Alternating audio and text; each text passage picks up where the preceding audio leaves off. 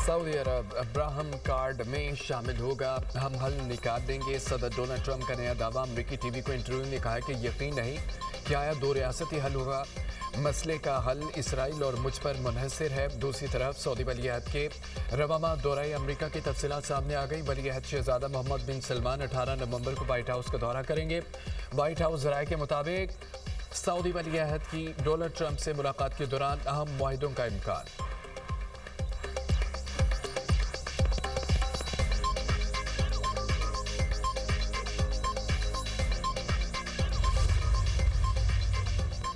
पाकिस्तान समेत कई ममालिक एटमी तजुर्बात कर रहे हैं। अमरीकी सदर का दावा। इंटरव्यू में कहा है कि शिमाली कोरिया समेत दीगर ममालिक तजुर्बे करते हैं तो बताते नहीं। ये ज़मीन की तह में इतने नीचे होते हैं, बस मामूली लर्जिश महसूस होती है। चीन और रूस भी जोहरी हथियार जांच रहे हैं। अमेरिका कभी एटमी हथियार इस्तेमाल नहीं करना चाहता। एटमी तजुर्बात से एटमी हथियारों की कारकर्दगी जांचना है। चीन ने अमरीकी सदर के बयान की तरदीद कर दी। कहा कि हमारी एटमी हिकमत अमली सिर्फ दिफाई रही है।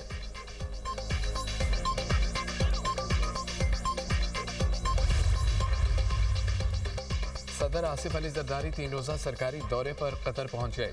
हमाद इंटरनेशनल एयरपोर्ट पर सदर मुमलिकत का सीनियर कतरी हुकाम और पाकिस्तानी सफ़ीर ने इस्तकबाल किया। गुलदस्ता पेश किया गया। सदर आसिफ अली जरदारी आलमी समाजी तरक्याती कॉन्फ्रेंस में शिरकत करेंगे। आलमी बरादरी को समाजी तरक्की और जामे मुआशी नमो के हवाले से पाकिस्तान के इकदाम से आगाह करेंगे। समाजी तहफ़्फ़ुज़, गुर्बत और कमी कमज़ोर तबकों को मुस्तहकम करने में बेनज़ीर इनकम सपोर्ट प्रोग्राम के किरदार पर रोशनी डालेंगे। SDG स्टेमुलस आलमी इक़दामात की अहमियत पर बात होगी। मुख्तलिफ आलमी और इलाक़ाई रहनुमाओं और तंजीमों के नुमाइंदे से मुलाकातें भी करेंगे।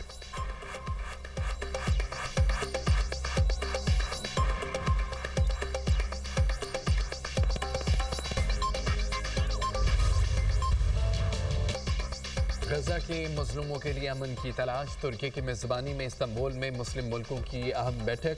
पाकिस्तान, सऊदी अरब, कतर, अमारात, इंडोनेशिया, उर्दून, मिस्र के वज़राए ख़ारजा की शिरकत।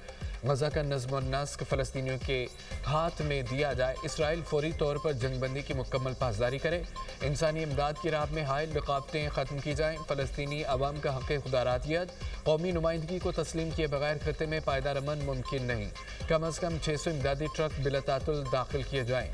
कम अज़ कम 50 ईंधन बरदार गाड़ियाँ गजा में दाखिल हो जाएँ। बैनुल अक़वामी इस्तेहकाम फ़ोर्स के क़याम पर गौर किया जाएगा। गजा का सियासी इंतज़ामी निज़ाम बैरूनी क़ुव्वत के बजाय कौमी फ़लस्तीनी अथॉरिटी के पास होना चाहिए। आला सतह के इजलास के बाद मुश्तरका एलामिया जारी। इसराइली फ़ौज की जानिब से जंगबंदी के बाद भी हमले जारी हैं। जंगबंदी के बाद इसराइली हमलों में अब तक 250 फ़लस्तीनी शहीद हो चुके।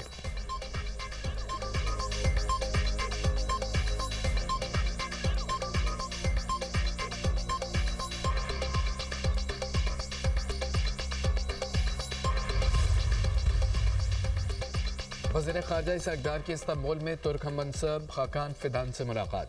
दोनों वज़ीर ख़ारजा का इलाक़ाई और आलमी अहमियत के अमूर पर तबादला ख्याल। गज़ा अमन मुआहदे पर मुकम्मल अमल दरामद नागुज़ीर है। दोनों रहनुमाओं की गुफ्तगू। इसहाक़ ने तुर्की की जानिब से गज़ा पर वज़ारती इजलास के इनेकाद को सराहा। कहा मकबूजा फ़लस्तीनी इलाकों से इसराइली अफ़वाज का फ़ौरी इनखला किया जाए। फ़लस्तीनी अवाम तक इंसानी इमदाद बिला रुकावट फराहम की जाए। गज़ा की तामीर के लिए ठोस इक़दामात की ज़रूरत है।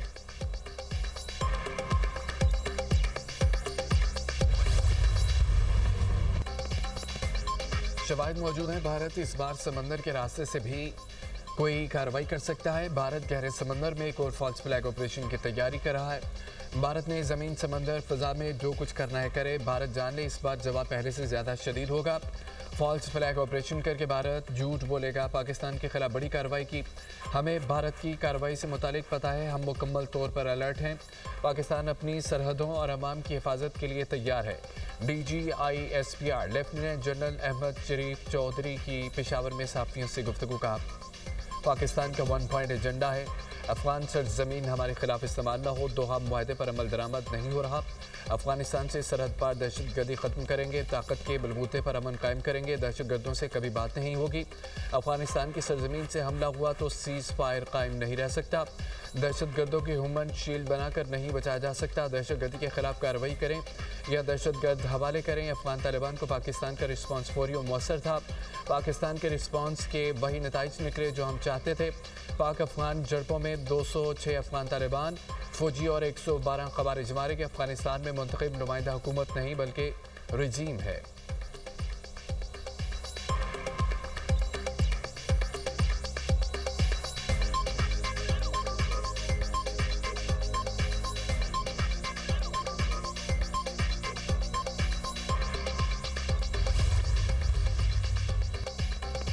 अफगानिस्तान में मंशियात स्मगलर्स की अफगान सियासत में मुदाखलत है। अफगानिस्तान से बड़े पैमाने पर मंशियात पाकिस्तान स्मगल की जा रही हैं।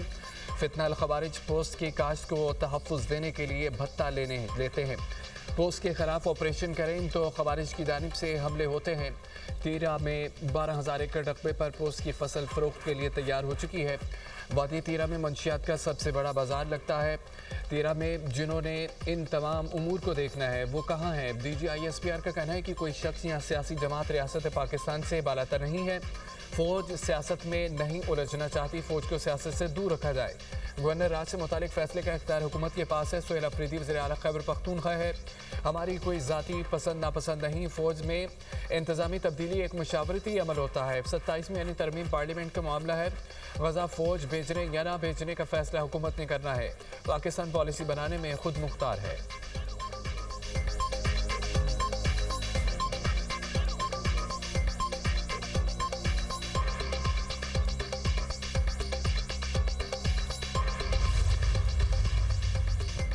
पंजाब बदस्तूर बदतरीन स्मोक की लपेट में। लाहौर फ़ज़ाई आलूदगी में दुनिया में सर फहरिस्त एयर क्वालिटी इंडेक्स 485 तक पहुँच गया। लाहौर के इलाके Raiwind road 653, Gulberg 649, DHA AQI 658 record. Gujranwala 564, Multan का एयर क्वालिटी इंडेक्स 384 को छू गया। सियालकोट 311, फैसलाबाद 258, पेशावर का AQI 213 रिकॉर्ड। पंजाब हुकूमत और महकमा माहौलियात की कार्रवाइयाँ तेज़। आलूदगी फैलाने वाले मुतादद सनती यूनिट्स मुनज़्ज़म, फैक्ट्रियाँ सील। 41 जदीद एयर क्वालिटी मॉनिटरिंग सिस्टम सुफाल। ड्रोन स्क्वाड तैनात, स्मोक फ्री जोन कायम। सीनियर वज़ीर पंजाब मरियम औरंगज़ेब का कहना है कि साफ फ़िज़ा हर शहरी का हक़ है। हुकूमत पायदार इक़दाम के ज़रिए स्मोक के मुस्तक़िल खात्मे के लिए पुरअज़्म है। महकमा मौसमियात ने कल से लाहौर में बादल बरसने की नवीज़ सुना दी है। स्मोक में कमी मुतवक्के।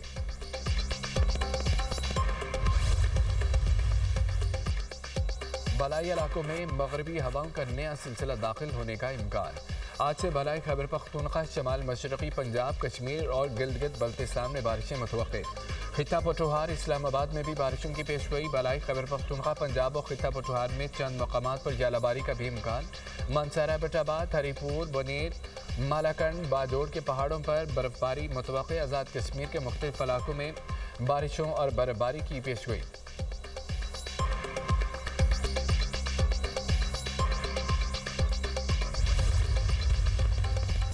अमन के दुश्मन इसराइल की दहशतगर्दी थम न सकी। गजा अमन मुआहदे की बार बार खिलाफ वर्जियाँ। सहूनी फ़ज़ाइया की खान यूनिस और जनूबी गजा पर बमबारी। देरुल बला के मशरक़ी इलाकों में इसराइली तोपखाने से भी गोलाबारी।